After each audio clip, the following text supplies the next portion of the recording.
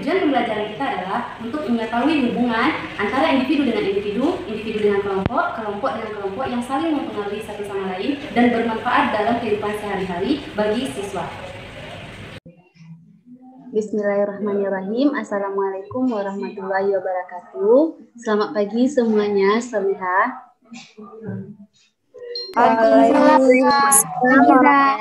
Masya Allah, Alhamdulillah anak-anak ustazah dalam keadaan gimana nih? Apakah dalam keadaan sehat atau kurang sehat?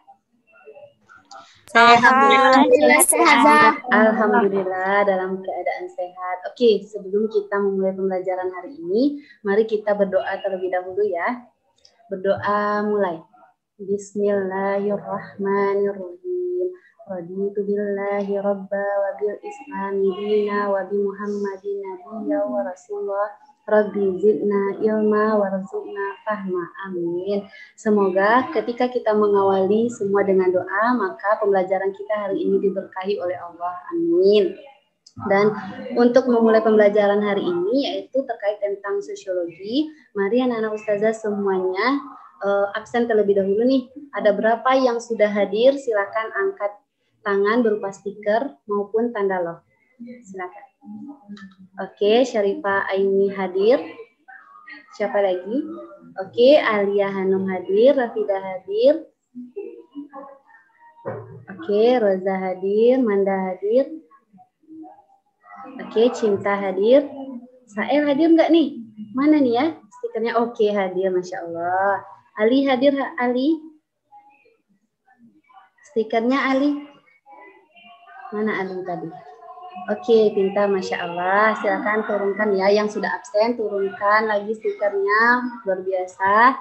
Nah, hari ini kita akan mempelajari materi tentang interaksi sosial. Oke, sebelumnya anak-anak ustazah kita sudah mempelajari tentang apa itu sosiologi. Nah, silakan sebelum kita mulai materi yang hari ini, ustazah mau nanyain dulu materi sebelumnya. Materi tentang sosiologi. Apa itu sosiologi? Ada dua kata, yaitu sosios dan logos. Siapa yang bisa menjelaskan? Siapa yang bisa menjelaskan? Ayo, siapa yang bisa menjelaskan apa itu sosios dan logos? Silakan angkat tangan menggunakan stiker lalu berbicara. Ayo Solihah, pengertian sosiologi itu apa? Kemarin ustazah sudah menjelaskan. Amanda, ilmu mempelajari tentang gejala-gejala sosial yang ada di dalam masyarakat. Oke, contohnya, kita yang ada di kelas ini, apakah itu termasuk bagian dari sosial? Iya. Oke, pintar. Nah, baiklah, hari ini kita akan lanjut ke materi tentang interaksi sosial. Ustazah akan tampilkan, silakan anak-anak ustazah semuanya dipahami, dilihat materinya. Setelah itu ustazah akan tanyakan kembali dan ustazah akan jelaskan sedikit materi tentang video yang sudah ustazah tampilkan ya. Nah, kelihatan nggak video yang ustazah tampilkan?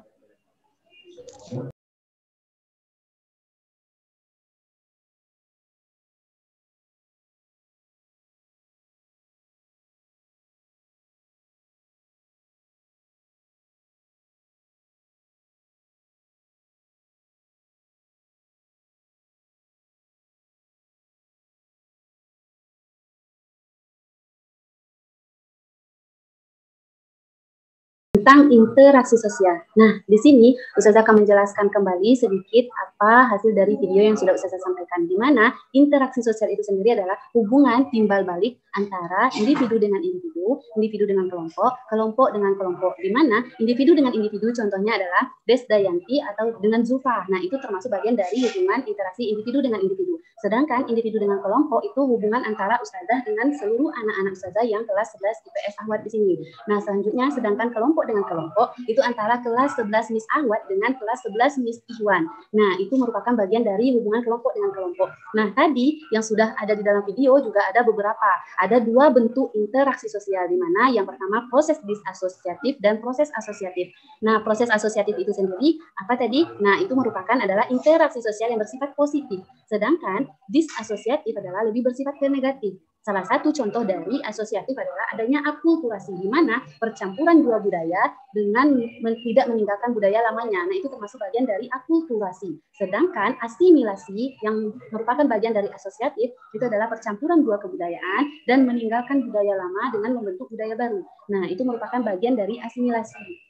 Selanjutnya itu ada disasosiatif. Disasosiatif itu sendiri adalah lebih bersifat perpecahan, lebih bersifat negatif. Apa contohnya? Contohnya tadi udah ada di sana, adanya persaingan, koalisi atau yang lainnya. Ada konflik sosial. Jadi itu merupakan bagian dari disasosiatif. Nah, anak-anak saya juga udah melihat tadi contoh-contoh bagian dari faktor yang mempengaruhi interaksi sosial. Di mana faktor yang mempengaruhi interaksi sosial itu terdiri dari simpati atau disingkat menjadi simesi. Apa itu? Itu tadi adanya simpati, imitasi, motivasi, sugesti, empati, dan identifikasi.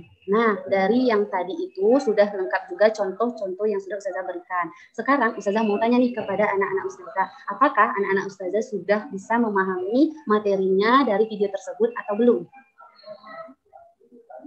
Sudah. Sudah. Oke, Masya Allah, sudah. Silakan salah satu dari anak Ustazah yang menjelaskan apa yang Ustazah sampaikan ya.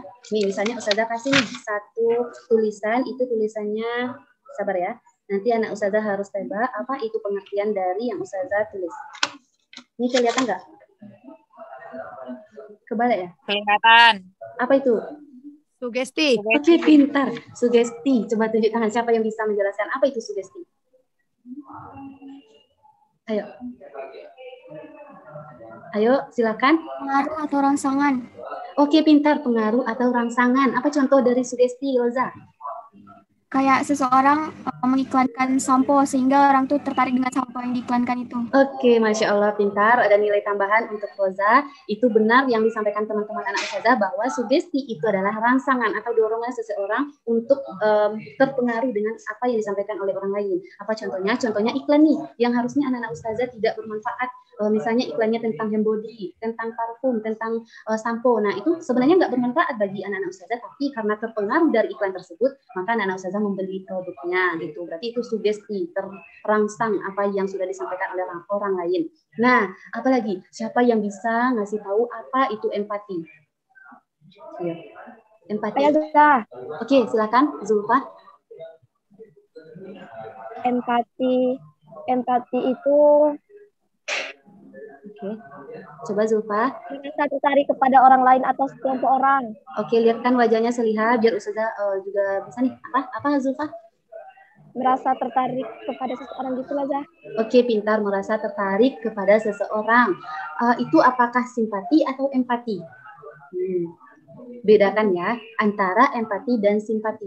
Kalau empati itu adalah simpati yang mendalam atau merasa tertarik yang mendalam yang dirasakan oleh seseorang terhadap orang lain. Ketika dia melihat orang lain sedih, ketika orang lain merasa kena bencana, maka dia memberikan bantuan. Beda dengan simpati ya. Kalau simpati dia cuma merasa tertarik, sedangkan empati itu berupa tindakan. Contohnya di dalam agama Islam kita diajarkan sama orang tua dulu, terus diajarkan di dalam agama itu kita saling membantu antar sesama. Kalau misalnya ada masyarakat yang kena bencana, maka kita harus memberikan bantuan.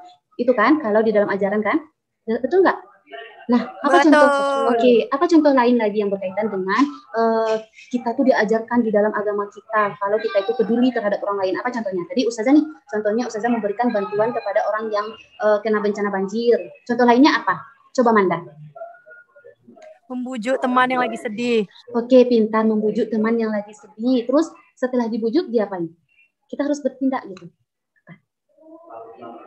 Dikasih duit. Oke, dikasih duit. Nah, itu termasuk bagian dari empati, boleh. Nah, selanjutnya itu ada yang dinamakan dengan apa lagi ya? Tadi udah ada beberapa simpati, imitasi. Nah, selanjutnya imitasi atau motivasi. Nah, motivasi apa yang harus kita berikan kepada orang lain? Apa contohnya? Motivasi hidup. Motivasi hidup, pintar. Motivasi hidup berarti itu berguna untuk orang lain ya. Apa lagi selain motivasi hidup? Ayo.